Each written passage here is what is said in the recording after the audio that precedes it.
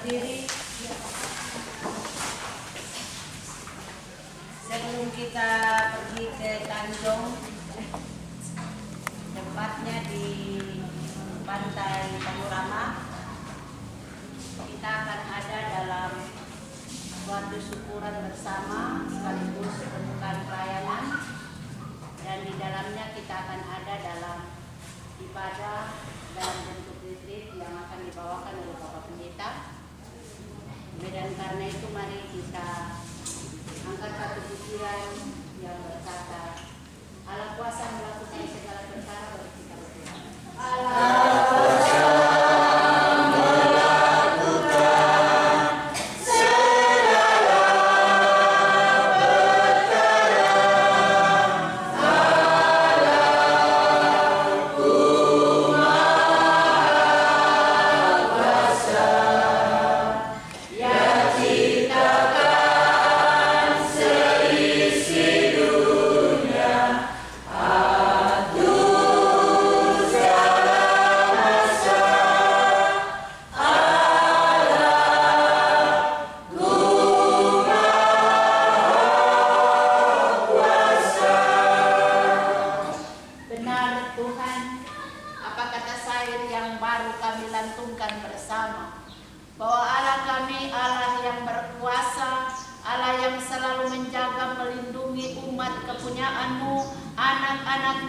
hamba-hambamu, sehingga kami boleh ada di tahun yang baru 2024, tepatnya di hari ini tanggal 12 Januari.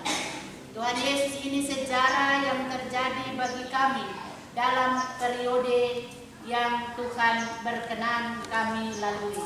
Bapa di sorga, bersama-sama dalam satu persekutuan hamba-hamba Tuhan, kami akan bersyukur bersama. Kami akan meminta pertolongan Tuhan untuk kami memulai akan tugas dan tanggung jawab kami di tahun yang baru. Dan karena kasih-Mu yang begitu besar, Allah menciptakan langit, bumi, dan segala isinya. Di hari ini kami akan menikmati hasil ciptaan-Mu di pantai Tanjung Kasuari, tepatnya di lokasi Panorama. Tuhan Yesus, Bapa di sorga, mengawali seluruh perjalanan dan seluruh kegiatan kami yang akan kami lalui nanti. Mengawalinya kami mohon kemurahan daripada Allah, memberkati kami semua, persatukan kami semua Tuhan. Biarlah dalam sukacita bersama ini Tuhan, kami bergandengan tangan. Kami mau melakukan yang terbaru, yang terbaik di tahun ini hanya demi kemuliaan nama Tuhan. Terima kasih Bapak, tuntun kami dalam perjalanan kami. PHMJ, Bapak Pendeta bersama-sama dengan staf PHMJ, kami semua sebagai penatua dan syemasi, Tuhan tuntun dan sertai kami.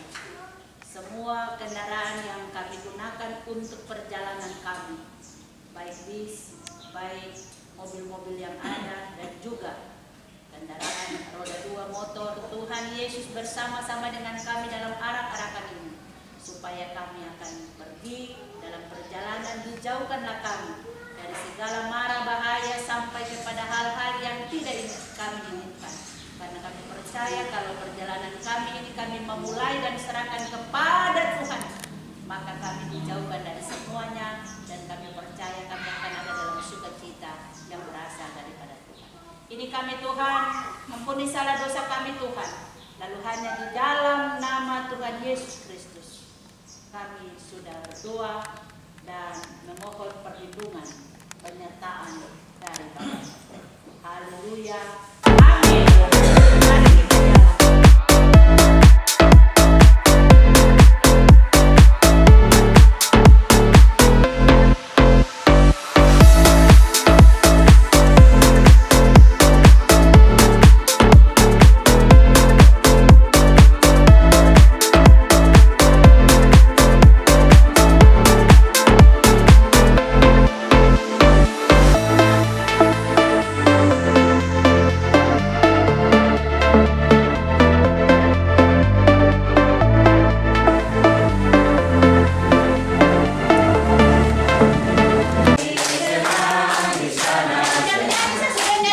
Mana hatiku senang.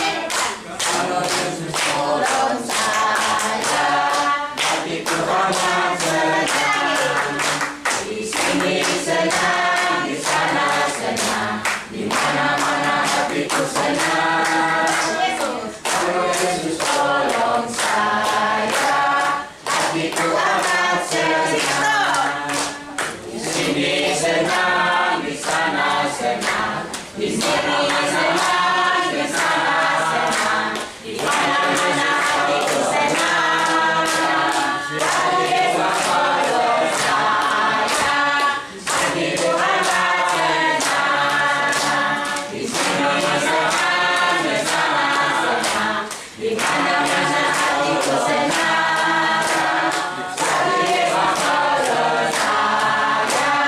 Hatiku amat senang. Di sini senang, di sana senang, di mana-mana senang, di sana senang, di mana-mana tolong saya. Hatiku amat senang. Hatiku amat senang. Di mana-mana hatiku senang. Di sini tolong saya. Hatiku amat senang. Hatiku amat senang. Ibu-ibu, bisa benar sedikit atau ada di sebelah? Kasih tahu sebelah sedikit ya. Kita angkat duluan. 1, 2, 3.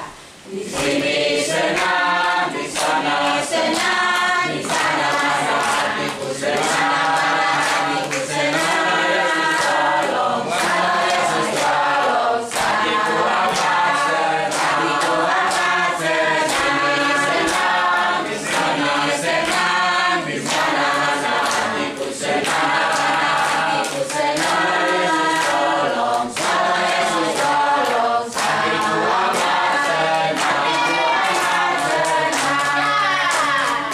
Jadi kita tidak ada yang menang, tidak ada yang kalah. Semua sama-sama menang, sama-sama kalah. Lagu apa lagi? Karena hatiku senang. Pelayanan yang diberkati Tuhan. Tadi kita telah ada dalam puji-pujian bersama. Kini tiba saatnya kita akan ada dalam ibadah.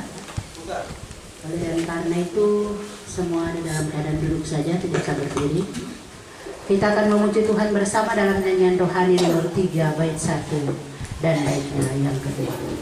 Hormat bagi Allah Bapa, hormat bagi anak.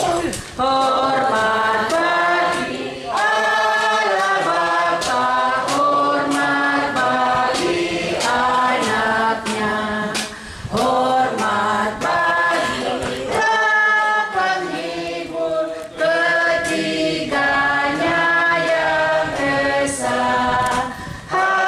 Haleluya, haleluya, ketiganya yang hormat bagi Raja Sorga, hormat bagi Tuhan kaum manusia, Tuhan kaum manusia, hormat bagi Raja Gereja, hormat bagi di seluruh dunia, di seluruh dunia. Haleluya, haleluya. Haleluya. Di seluruh dunia. Di seluruh dunia. Mari kita habiskan ibadah kita. Ibadah hamba-hamba Tuhan. Maat Evata Malano yang kami buat dalam rangka persiapan pelayanan di tahun 2024, sekaligus mensyukuri akan kasih dan penyertaan Tuhan dalam seluruh perjalanan kehidupan kami setelah kami melakukan pelayanan di tahun 2023. Oleh dan karena itu ya Tuhan, ibadah ini ditebiskan di dalam nama Bapa, di dalam nama Tuhan Yesus Kristus, dan lewat kuasa Roh Kudus. Tuhan memberkati ibadah ini. Mazmur 34 ayat 2 sampai ayatnya yang ke-11. Lembaga Kitab Indonesia memberikan tema dalam perlindungan Tuhan dari Daud. Pada waktu ia pura-pura tidak waras di depan Abimelek sehingga ia diusir lalu pergi. 3. Aku hendak memuji Tuhan pada segala waktu. Puji-pujian kepadanya tetap di dalam mulutku. Karena Tuhan jiwaku berjuta. Ya Allah,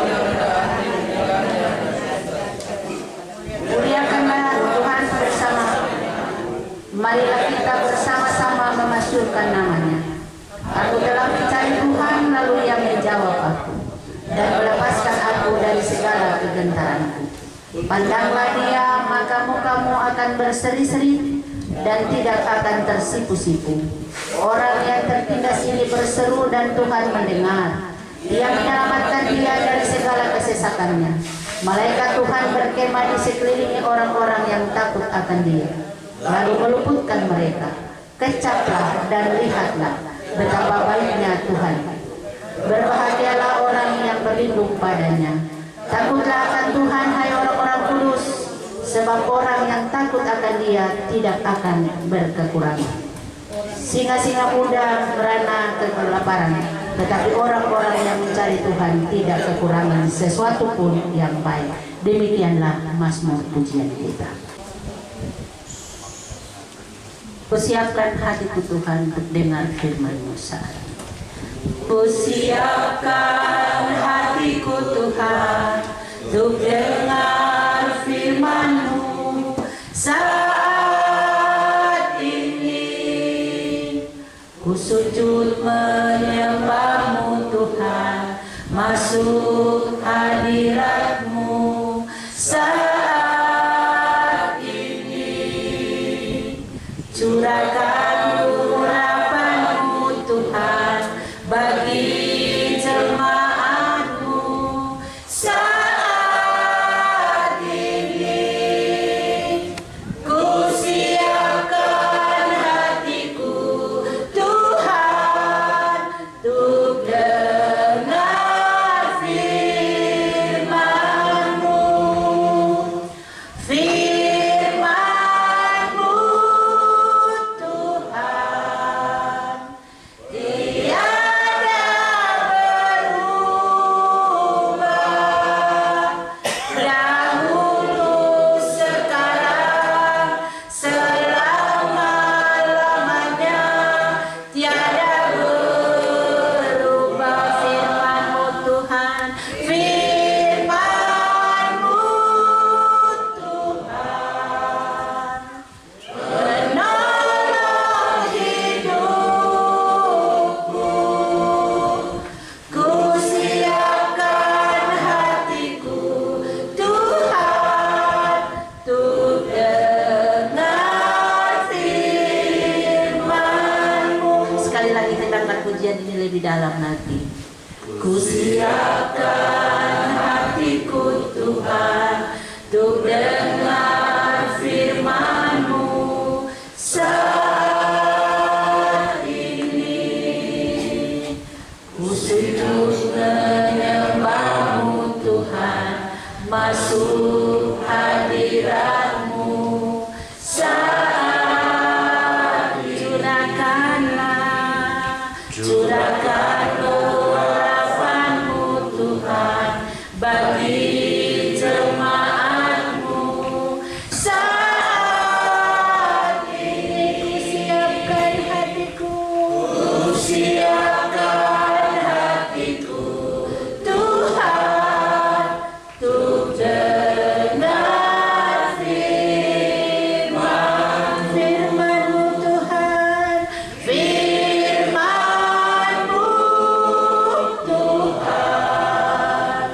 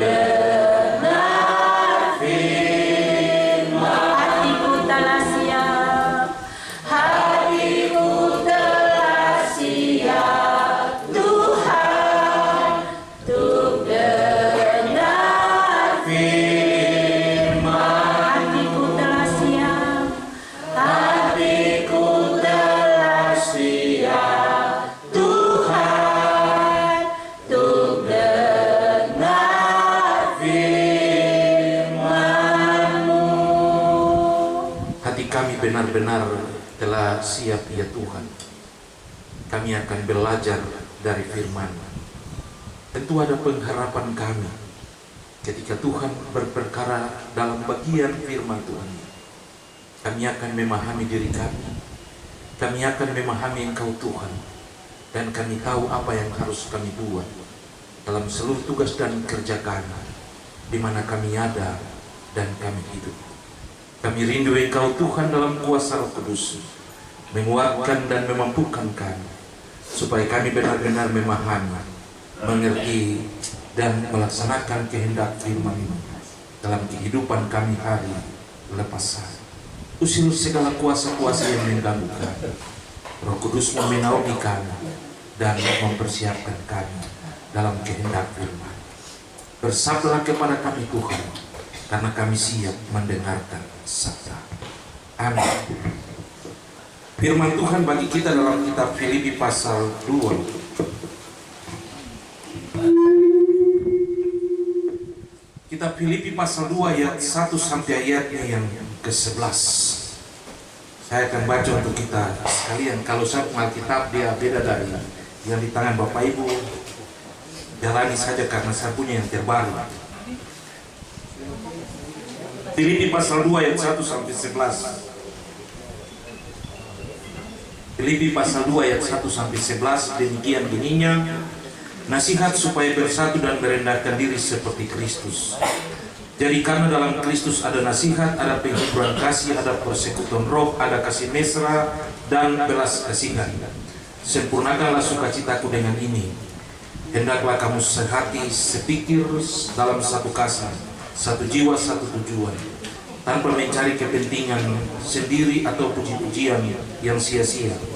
Sebaliknya, hendaklah dengan rendah hati yang seorang menganggap yang lain lebih utama daripada dirinya sendiri. Janganlah tiap-tiap orang hanya memperhatikan kepentingannya sendiri, tetapi kepentingan orang lain juga. Hendaklah kamu dalam hidupmu bersama menaruh pikiran dan perasaan yang terdapat juga di dalam Kristus Yesus, yang walaupun dalam rupa Allah tidak menganggap kesetaraan dengan Allah itu sebagai milik yang harus dipertahankan, melainkan telah mengosongkan dirinya dan mengambil rupa seorang hamba dan menjadi sama dengan manusia dalam keadaan sebagai manusia. Ia telah merendahkan dirinya dan taat sampai mati, bahkan sampai mati di kayu salib. Itulah sebabnya Allah sangat meninggikan dia dan mengaruniakan kepadanya nama di atas segala nama, supaya dalam nama Yesus bertekuk lutut segala yang ada di langit, yang ada di atas bumi dan di bawah bumi, dan segala lidah mengaku Yesus adalah Kristus. Yesus Kristus adalah Tuhan, bagi kemuliaan Allah Bapa. Demikian firman Tuhan. Ya Bapak Ibu yang diberkati Tuhan, teman-teman sekerja yang dikasihi. Jadi dalam rapat diminta untuk kita tidak berkhotbah atau buat acara yang menjadi sebuah hal yang monoton, tapi kita buat sebuah hal yang beda, yang mengajak kita untuk memahami tentang siapa diri kita. Sebab kita semua berpikir bahwa 2024 kita harus ada dalam sebuah tanggung jawab yang besar yang harus kita kerjakan.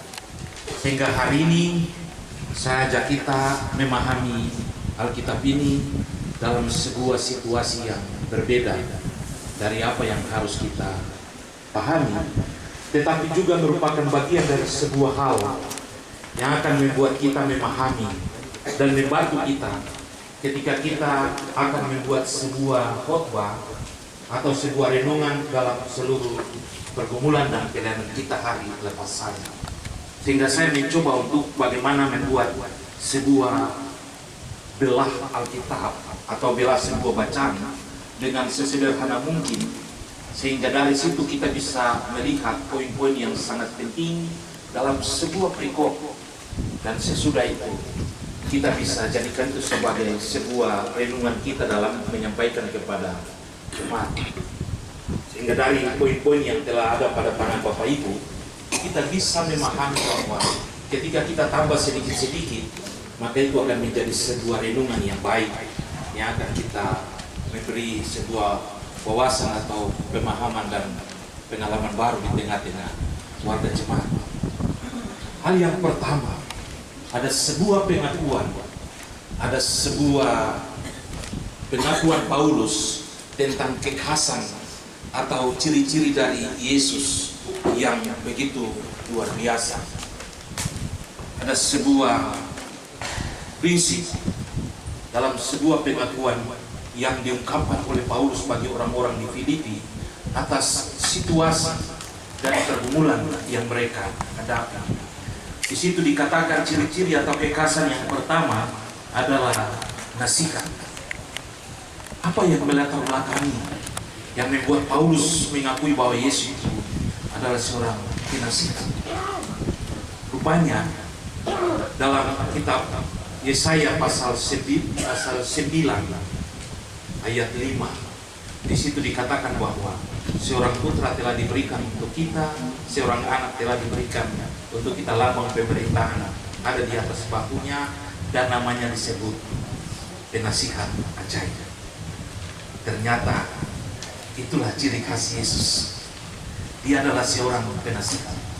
Sehingga Paulus bilang, jadi di dalam Kristus ada nasihat. Hal yang pertama, kenapa sampai di dalam Kristus itu ada nasihat? Ternyata Yesus itu dijadikan dirinya sebagai sosok yang menjadi pusat perhatian bagi setiap orang. Ketika dia tampil, dia dijadikan sebagai contoh yang membuat setiap orang takjub terhadap dirinya. Dalam perjalanan Yesus dikatakan bahwa ketika Yesus memberikan pengajaran dan banyak mujizat, banyak orang mengikutinya. Dan ketika orang mengikuti dia, pada akhirnya ada cerita tentang Yesus memberi makan 5.000 orang, Yesus memberi makan 4.000 orang. Ada yang datang dengan pengakuan, Yesus, biar saya sentuh baju saja, pasti saya sembuh. Karena dia memiliki sebuah ciri khas, karena dia itu adalah sosok yang luar biasa. Yang kedua, dia bilang bahwa di dalam Yesus ada penghiburan kasih. Ternyata kehadiran Yesus, dia menawarkan sebuah penghiburan kasih bagi semua orang. Dia bisa bilang untuk semua orang, aku berkata kepadamu, siapa yang mengasihi aku, berarti dia telah mengasihi Bapakku di surga. Siapa yang mengasihi sesama, berarti dia pantas menjadi muridku. Yesus menawarkan kasih. Bahkan dia bilang, ada yang datang kepada Bapa, kalau tidak melalui aku, tidak akan sampai kepada Bapa itu. Itulah sebabnya dia menawarkan dirinya sebagai sumber pengasihan bagi semua orang. Dia sudah jadi penasihat ajaib, tetapi dia menawarkan dirinya sebagai sumber kasih bagi semua orang. Itulah Yesus itu yang membuat Paulus dia bilang, di dalam Kristus ada nasihat, ada penghiburan kasih. Kemudian dikatakan Yesus adalah persatuan roh.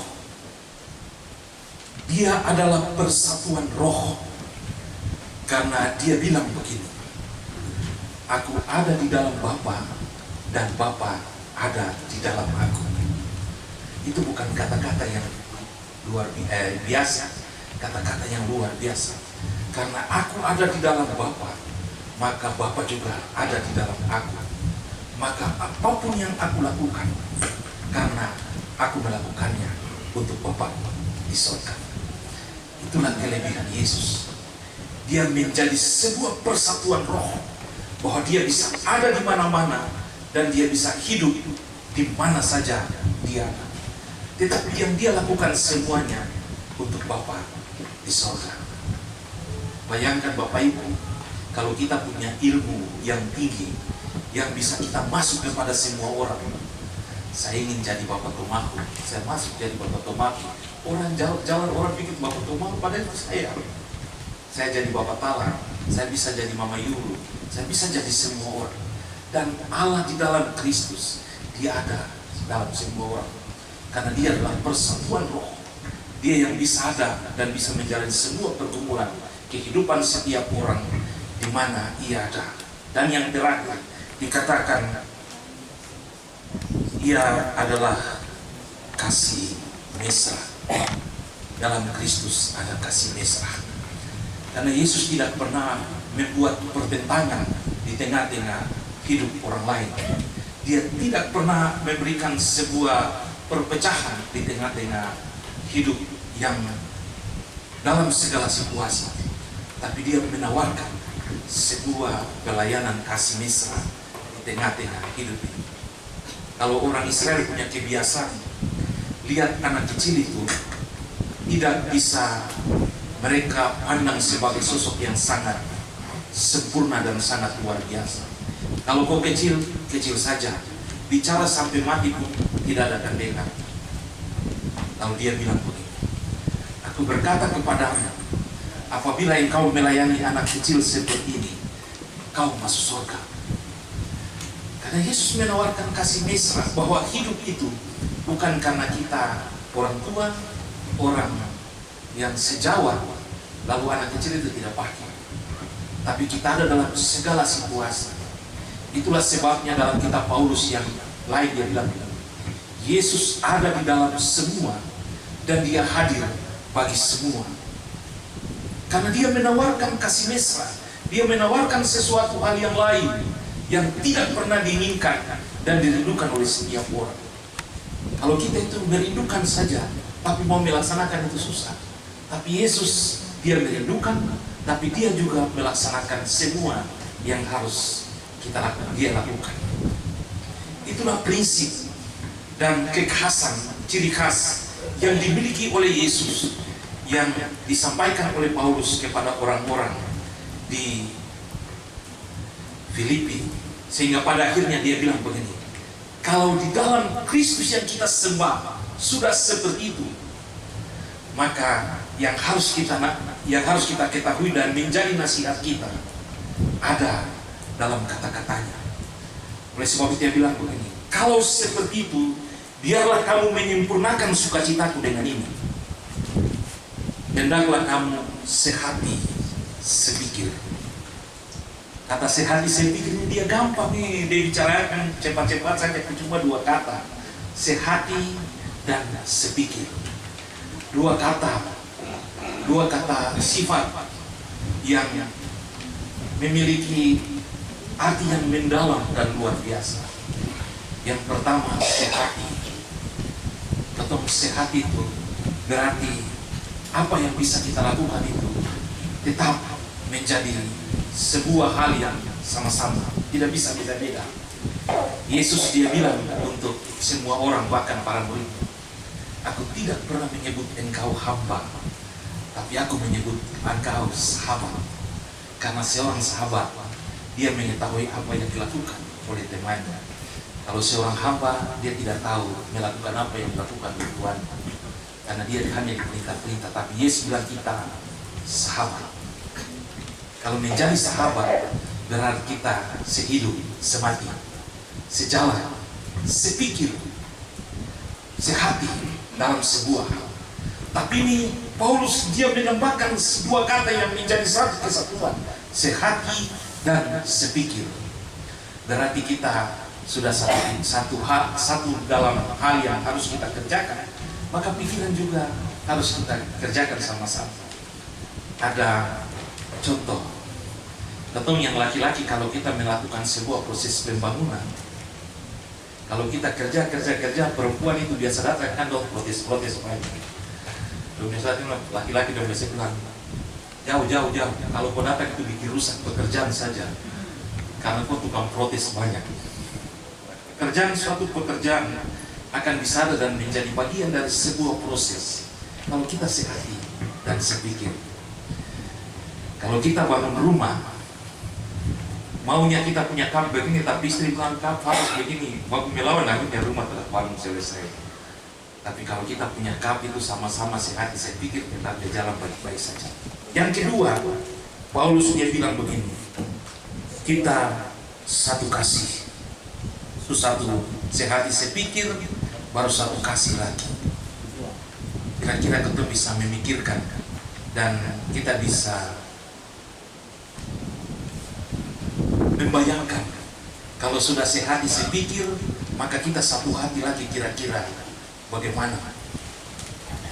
Daun contoh sebuah pohon pisang. Pohon pisang bilang, yang akar bilang kalau bukan saya, pohon pisang kok tidak bisa berdiri. Lalu batang bilang, wah, untung-untung ada saya itu yang bisa kok bisa berdiri, lalu orang-orang bisa lihat bahwa ini pohon pisang. Lalu daun bilang, Tuhan, kalau saya terambil makanan, akar kau bawa makan datang, kalau saya masak, kalau saya kasih makan kamu tidak bisa tumbuh. Karena itu ada sebuah proses sehati sepikir dalam sebuah pohon itu. Seperti kita punya tubuh juga. Kalau kaki bilang ini tetap terada, kalau tangan bilang ini tetap tidak bisa. Tapi kalau semua menjadi satu kesatuan, semua itu aman dan nyaman-nyaman saja. Yang terakhir dia bilang, satu jiwa, satu tujuan. Satu jiwa dan satu tujuan. Bayangkan, sehati sepikir, satu kasih, satu jiwa, satu tujuan. Semua itu tidak ada bedanya. Tapi apa maksud Paulus? Dia bilang ini, satu tujuan juga sama sehati sepikir. Satu hati juga sama saja dengan sehati sepikir. Baru kenapa Paulus tambah? Karena Paulus dia mau menciptakan dan membuat sesuatu hal dengan satu komitmen, satu tujuan, dan satu pikiran. Tidak ada yang lain di tengah-tengah kita. Seperti kata-kata, jangan ada dusta di antara kita. Supaya jangan ada dusta di antara kita, mari saya mengajak ketemu semua menyanyi. Kasih pasti lemah lembut, kasih pasti murah hati, kasihmu ya Tuhan, kasihmu Tuhan. Coba mari kita menyanyi dengan semua. Kasih pasti murah kasih, kasih pasti murah hati, kasih pasti lemah lembut, kasih murah hati, kasihmu Tuhan, ajarilah kami ini saling mengasihi, ajarilah kami ini saling mengampuni, ajarilah kami ini saling mengasihi, kasihmu terus tiada batasnya. Coba sekali lagi. Kasih pasti lemah lembut, kasih pasti murah hati, kasihmu ya Tuhan, kasihmu Tuhan, ajarilah kami ini saling mengasihi, ajarilah kami ini saling mengampuni, ajarilah kami ini, ajarilah kami kasihmu ya Tuhan, kasihmu ya Tuhan, kasihmu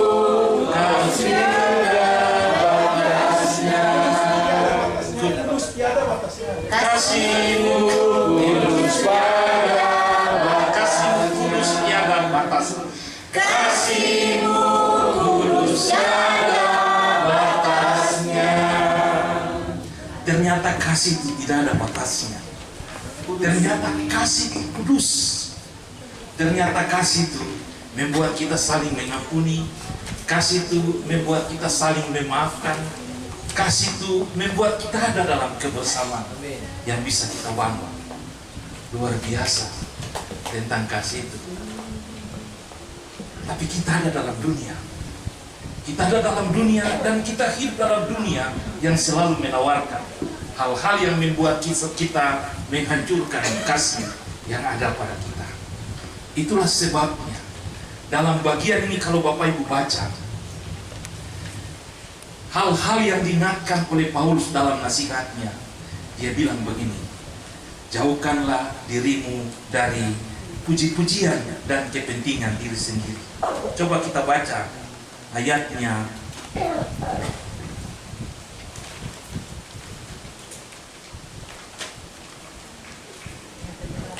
Ayat 3 sampai ayatnya yang keempat. Kita baca sama-sama. 1, 2, 3.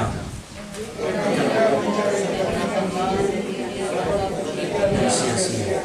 Sebaliknya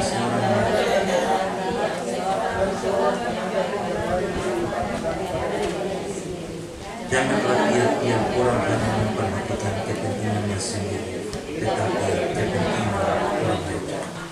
Itulah problema, masalah, dan kehidupan yang kita hadapi di tengah-tengah dunia. Janganlah tiap-tiap orang mencari kepentingannya sendiri atau puji-pujian yang sia-sia. Janganlah orang memikirkan hal-hal yang lain dan memikirkan dia lebih utama daripada diri orang lain. Dia lebih jago dan lebih pintar dari orang lain. Apapun yang dia bicara harus ikut. Dan semua itu harus ada dalamnya. Dan Paulus sebelum dia mengingatkan itu, dia kasih tahu tentang Yesus yang punya segala-galanya, yang menawarkan kasih dan lain-lain. Dan dia bilang supaya hidup kita di dunia ini ada dalam sebuah situasi yang baik. Itu yang itu. Pendeta bilang, kalau bukan saya, ketemu semua tidak bisa menjadi pelayanan baik. Kalau PJ bilang, wah, kami yang atur pelayanan kan. Lalu PI bilang, kalau bukan kami yang bicara Injil, tidak ada orang percaya. Lalu Ekubang bilang, untung kami yang cari uang, jadi kamu bisa berjalan. Lalu pendidikan bilang, kalau kamu belajar kamu juga, kamu pintar, kamu telah pintar. Lalu Bapak Ibu bilang, untung saya kasih keluar-keluar di media massa itu yang orang semua itu. Padahal diakonnya bilang, untung saya yang kasih makan. Untung saya yang kasih makan, janda duda jadi dong masih hidup dan lain sebagainya. Lalu kira-kira siapa yang lebih utama di tengah-tengah kita? Kalau saya punya komandan di TNJ, kami bilang, kalau bukan kami, kamu tidak bisa bikin apa-apa. Biar kamu menangis sampai mati, kalau kamu tidak ikut kami, untuk apa kami dengar kamu? Tapi dia bilang bahwa semuanya ada dalam Kristus. Itulah sebabnya dia bilang, bagian yang berikutnya dia bilang begini, prinsip dasar yang harus kita pakai dalam melakukan pelayanan kita adalah memandang kepada Kristus. Apa yang membuat Paulus bilang pandang kepada Kristus? Kalau ayat yang selanjutnya dia bilang begini, dia setara dengan Allah, berarti selevel. Kau bupati, saya juga bupati. Kau jenderal, saya juga jenderal.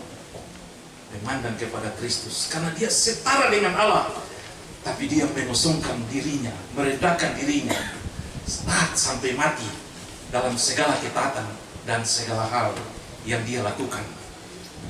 Satu kali saya bawa mobil dari Maibra datang sampai di Sorong, urusan selesai, mau kembali begini, dapat sweeping di Mas. Kalau saya bilang, ada satu polisi minta maaf, terlalu bicara polisi Pak. Saya bilang begini, Pak, minta maaf, ini mobil gereja, terus diserahkan mobil pemerintah diserahkan kepada gereja dan saya pimpinan gerejanya. Kami turun untuk ini, surat-suratnya belum diserahkan secara resmi oleh pemerintah karena masih dalam proses pengurusan. Tapi di dalam mobil itu ada bahan-bahan yang luar biasa yang ini. Dia bilang, tidak. Bos, ada seorang pendeta punya suami pendeta juga, polisi juga datang bilang, komandan, izin, ini pak pendeta yang pakai toa klasis ini. Dan dia bilang, tidak mau ke pos. Sampai di pos, saya bicara baik-baik, terus pas saya telepon dan tolong kasih di ini Pak Ibu, waktu itu Ibu Kasablantas, dan saya bilang, Bapak ada telepon dari Pak Sekda mau bicara di Kasablantas. Kok diam? Kok tidak boleh bicara-bicara? Kok diam? Saya sudah saya bilang, hei, kok siapa? Kok Kapolres penjabatan sama dengan saya ketua klasis? Contoh begitu. Jadi itu kehidupan yang harus kita buat, karena kita punya prinsip, kita punya harga diri, kita punya segala hal. Kita tidak pernah memikirkan hal yang lain. Yang ada pada kita adalah memikirkan apa yang harus kita pikirkan, dan orang lain mengikuti apa yang ada pada kita. Dan itulah situasi yang ada di dunia. Sehingga Paulus bilang, pandang Kristus. Tidak boleh pandang yang lain. Pandang Kristus. Karena di dalam dia ada segala-galanya. Mau bilang jago, dia jago. Mau bilang Allah, dia Allah. Mau bilang dia luar biasa, memang dia luar biasa. Tapi yang paling lebih luar biasa dari dia merendahkan diri dalam segala situasi. Dia tidak pernah bilang bahwa saya ini, atau kalau bukan saya, dan lain sebagainya. Tapi dia merendahkan diri sampai yang paling terendah. Dikatakan dia merendahkan diri sampai dia mati, bahkan mati di atas kayu salib. Bagi orang Israel, kalau mati di kayu salib itu sebuah kematian yang begitu menjijikan. Karena itu orang tidak layak untuk ada di dalam dunia ini. Tapi dia yang setara dengan Allah, dia yang luar biasa dan hebat. Tapi dia rela menerima dan menikmati semua. Akhir dari semua itu apa yang diperoleh? Sebuah pertanyaan. Akhir dari sebuah kerendahan yang luar biasa dari Yesus itu, apa yang diperoleh? Dalam bagian itu ayat yang selanjutnya dia bilang begini, ia ditinggikan. Ibu Wane coba baca yang bilang dia ditinggikan dan diberi nama di atas segala nama. Bisa? Kacamata terada. Ya, saya baca untuk kata orang.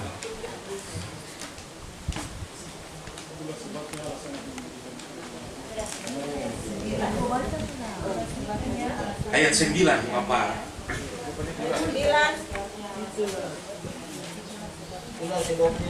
Itulah sebabnya Allah sangat meninggikan dia dan mengaruniakan kepadanya nama di atas segala nama. Bapak Ibu, itulah yang diperoleh Yesus dalam sebuah ketaatan dan kesetiaan. Bapaknya yang di surga, yang kalau dia mengajar dia bilang, aku bekerja sampai hari ini karena Bapakku bekerja sampai hari ini. Aku melakukan semua ini karena Bapakku di surga yang melakukan semua ini. Tapi kalau dia ditinggikan oleh Bapaknya, kira-kira perasaannya itu bagaimana? Atas dasar ketaatan, atas dasar kesetiaan, atas dasar merendahkan diri, yang dia peroleh, dia ditinggikan dari segala yang ada. Kemudian diberi nama di atas segala nama. Berarti dia luar biasa. Dia bukan main-main dan dia bukan kaleng-kaleng. Dia hebat dan dia luar biasa. Tapi dari semua yang ada sesuatu hal yang ia buat dan ia harus menikmati segala hal yang itu. Bagian terakhir dikatakan dia bilang, yang pertama ia ditinggikan, yang berikut ia diberi kuasa, ia dihormati dan diakui. Kemudian ia mendapat pujian. Tapi dalam pujian itu dia bilang begini, pujian itu bukan untuk aku, tapi pujian itu untuk Allah Bapa di surga. Dia tidak pernah mengharapkan pujian, tapi semua ada untuk Allah Bapa di surga. Itulah sebabnya ada satu kata bijak, dia bilang begini, seorang pahlawan tidak pernah menghendaki tepukan tangan, tapi seorang pahlawan selalu duduk jauh memandang bahwa dia pernah berbuat sesuatu untuk orang lain. Dan itu dilakukan oleh Kristus. Sebagai manusia, kita disuruh untuk pandang Kristus. Karena di dalam dia, kita bisa mendapatkan sesuatu yang bisa kita dapatkan. Di dalam dia, kita bisa menikmati apa yang bisa ingin kita nikmati.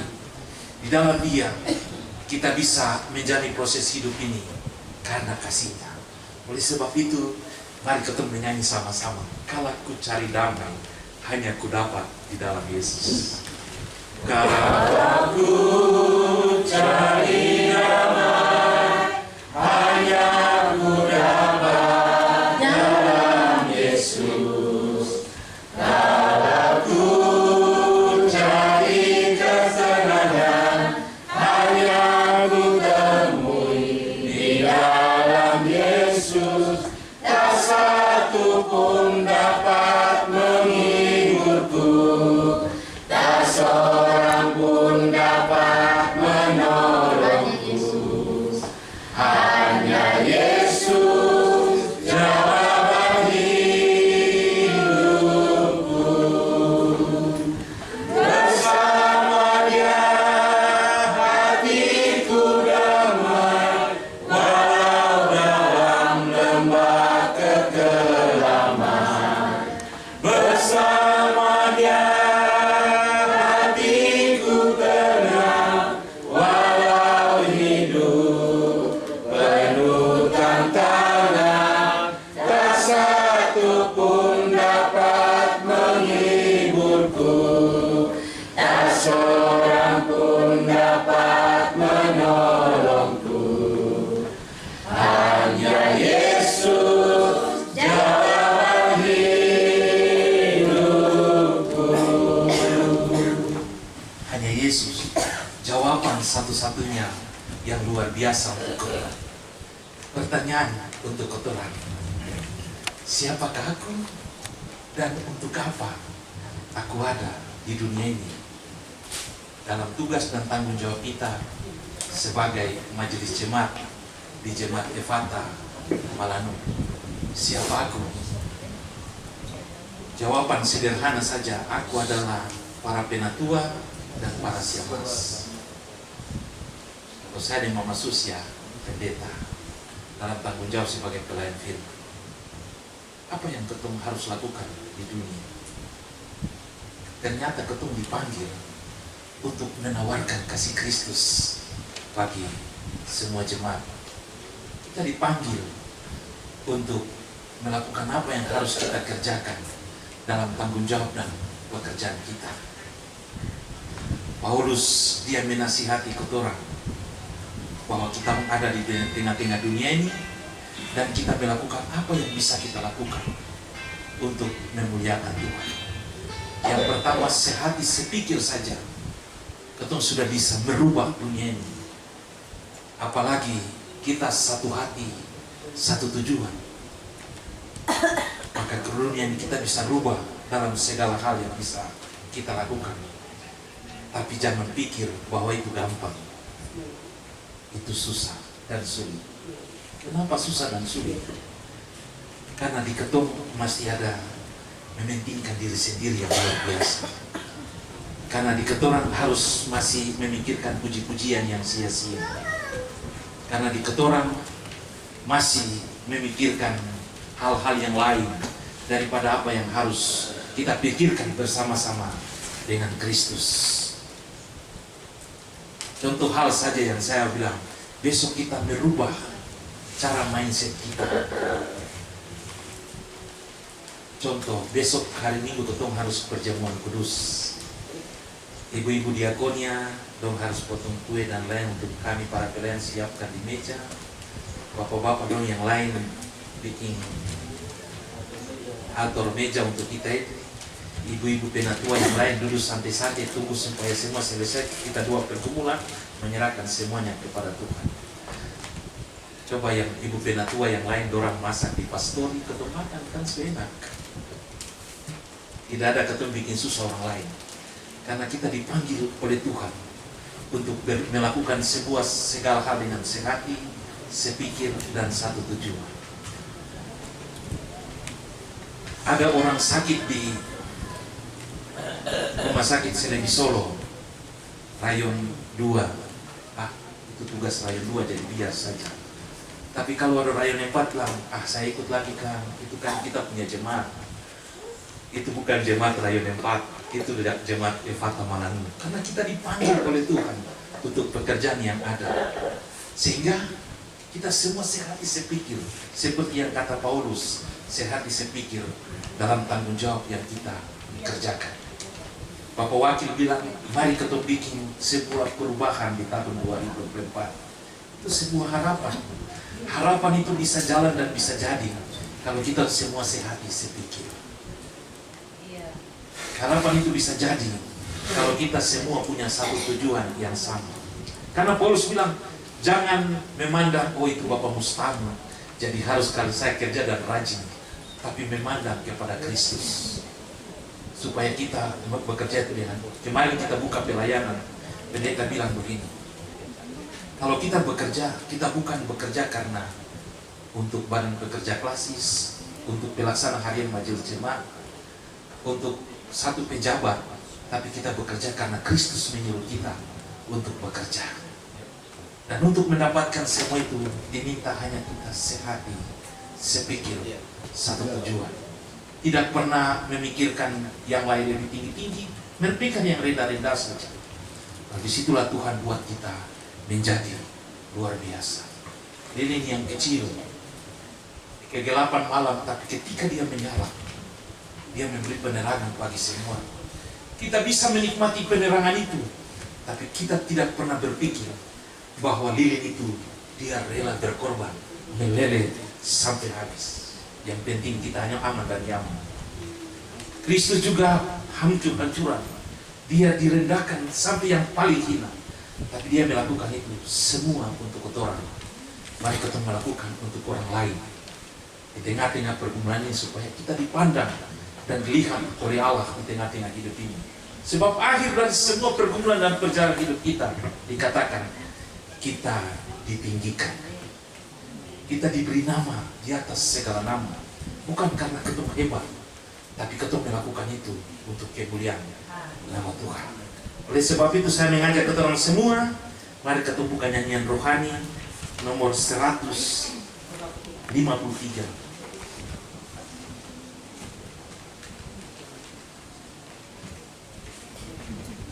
Orang menyanyi.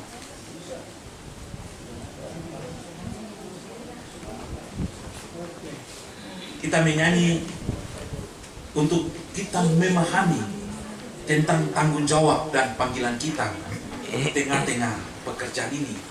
Bahwa kita bukan berarti menjadi orang yang harus merendah dan itu, tapi kita ini penting karena kita menawarkan hal-hal yang luar biasa untuk nama Tuhan. Karena dalam peneguhan itu dikatakan, ketika kita diteguhkan, kita bisa menentukan orang itu berdosa dan orang itu tidak berdosa. Itu kelebihan kita loh. Kita dipanggil dalam sebuah tanggung jawab dan orang bisa bilang jadi majelis supaya kalau acara makan duluan, bukan. Tapi kita itu bisa menentukan orang itu bisa berdosa dan tidak berdosa karena kita diteguhkan dalam jabatan yang mulia itu. Mari kita menyanyi nyanyian rohani 153. Ya Tuhan Rajaku, Kau panggil aku ini menjadi hamba. Ya Tuhan Rajaku, Kau panggil aku ini menjadi bentaramu di sini, bentaramu beri kuat dan sabar, beri kuat dan beri hatiku teguh, beri hatiku menurut maksud dan aku bekerja menurut. Kiranya Roh Kudus sedang mengajar aku. Kiranya Roh Kudus benar-benar yang patut ku kerja, yang patut ku betapa kehendaknya. Betapa beri dalam hidup kasih-Mu nyatalah, kasih-Mu dan nama-Mu besar dan nama-Mu dimuliakanlah, dimuliakanlah. Bapak Ibu bayangkan, kita bekerja bukan untuk maksud kita dalam lagu itu. Kita bekerja untuk maksudnya, maksud Allah itu. Berarti hitung-hitung, berarti kita bikin kebun baru kita telah makan kan? Kalau kata kasar begitu, karena kita bekerja untuk maksud Tuhan. Karena segala hal yang kita kerja itu diminta untuk ketaatan dan kesetiaan. Ya Tuhan Rajaku, kau panggil aku ini menjadi hamba-Mu. Berarti kita dipanggil untuk menjadi hambanya. Dan menjadi hambanya kita melaksanakan itu untuk pekerjaan yang kita kerjakan. Pasti kita bertanya secara kemanusiaan, wah kerja capek-capek baru terdapat apa-apa kan? Seperti seorang penginjil, dia menginjil di Afrika. Ketika dia pulang, dia naik sebuah kapal dan dia tidak sadar dia naik kapal sama-sama dengan pangeran Inggris, karena dia itu orang Inggris, penginjil yang Inggris, orang Inggris. Ketika kapal sampai di pelabuhan dermaga di Inggris, orang datang bikin sebuah penyambutan yang luar biasa bagi sang pangeran. Lalu penginjil dia nonton terus dia bilang begini, wah cuma pajangan pirunda-runda di Afrika baru pulang dapat sambut sampai luar biasa. Saya pergi jatuh bangun untuk nama Tuhan di Afrika sana, masa tidak ada sambutan sedikit untuk saya kan? Lalu ada suara datang di depan telinga, dia bilang, jangan iri hati, kau tahu besok itu penyambutan apa yang kau lakukan itu nanti dong sambut kau di surga itu lebih dari segala hal. Jadi kita bekerja untuk maksud Tuhan, bukan maksud siapa-siapa. Lalu kita memikirkan untuk rugi, Tuhan punya kuasa dan dia sanggup melakukan apa yang bisa kita lakukan. Bapak Ibu, ini kesaksian saya. Jadi kemarin, Desember kemarin itu anak laki-laki, bapak saya mau pulang. Jadi saya lihat ini Yesus saya mulai ini tinggal 50.000. Ini jujur. Lalu pulang Tuhan, masa tinggal 50.000 di rekening ini kan? Karena ada 1 juta sekian, tapi tiba-tiba saya potongan kredit dari bank BRI secara online. Jadi saya bilang, Yesus dia 50.000. Kita tahu Tuhan bikin dari mana uang itu bisa datang. Lalu dia bisa datang kembali ke Solo untuk bertabar dengan kami karena tanya Tuhan. Itu luar biasa.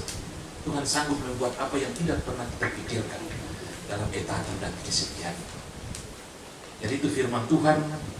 Bapak Ibu bisa lihat kertas itu dia sederhana, tapi kalau Bapak Ibu tulis sebuah perikop dalam catatan seperti itu dan bisa tambah sedikit-sedikit, akan menjadi sebuah khotbah yang luar biasa untuk kita sampaikan. Jadi ini firman Tuhan untuk kita orang, sebuah dorongan. 2024 kita mau bikin perubahan. 2024 kita akan memulai sebuah hal yang baru. Karena Tuhan bilang yang lama sudah berlalu, Bapak Wakil. Seperti Bapak Wakil ulang-ulang, yang lama sudah berlalu, yang baru sudah datang. Mari lupakan apa yang ada di belakang kalau itu terbaik dan pahit. Kalau yang baik ingat. Kalau kita lihat dia yang baru ini untuk melakukan yang luar biasa dan lebih baik dari hati. Tuhan memberkati kita.